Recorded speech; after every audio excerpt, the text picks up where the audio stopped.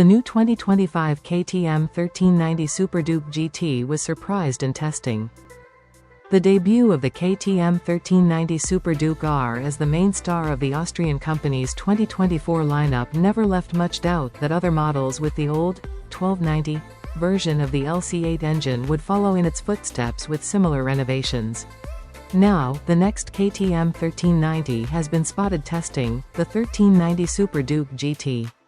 Before going into the details, let's remember what this 1390 engine means. Firstly, like most KTMs, the number is just an estimate of its actual capacity.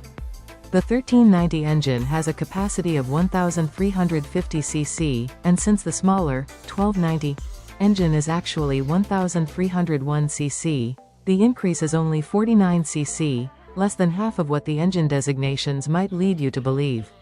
It is achieved by a 2 mm increase in bore, from 108 to 110 mm, combined with the same 71 mm stroke as before. On the other hand, the 1390 engine's performance increase is bigger than you'd expect from such a small change, with peak power rising from 177 horsepower to an impressive 188 horsepower. This is largely due to the company's new variable valve timing system, similar to BMW's shift cam and the system used in several Audi cars.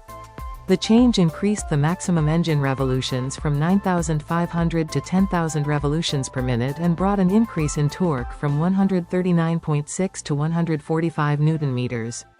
The Super Duke GT has historically had the same engine tune as the Super Duke R, so it's not unreasonable to assume the same will apply to this new 1390 Super Duke GT. The biggest change, at least from a GT point of view, is to the chassis. The current 1290 Super Duke GT is still based on the tubular steel frame of the pre-2020 1290 Super Duke R, rather than the more recent version. It's a much more substantial-looking frame that places less emphasis on using the engine as a structural component.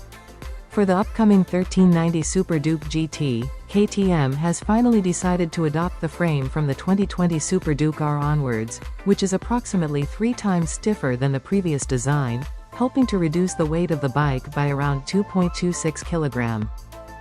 In addition to the new main frame, the 1390 Super Duke GT gets a cast aluminum subframe, again reflecting the changes made to the Super Duke R from 2020. The subframe isn't simply carried over from the R, however, as the GT needs more passenger comfort and luggage carrying capacity, so you get your own unique mounting piece. Beneath it is the same updated unilateral swing arm that debuted with the 2020 facelift of the Super Duke R, and the suspension appears to be the same semi-active, electronically adjustable, third-generation WP Apex kit used on the current 1390 Super Duke R Evo. Likewise, the Brembo brakes and wheels are carried over directly from the Super Duke R. When it comes to styling, KTM has always focused on distinction over finesse, often opting for extremely sharp lines and unusual proportions and shapes. The 1390 Super Duke GT is no exception and actually ups the ante with a confusing combination of angles and planes in the design. At the front, the headlight is a development of the idea used on the latest Super Duke R, with LED lights mounted on floating panels supporting the main headlights. At the rear, even the passenger grab handles follow the sci-fi theme of the rest of the styling.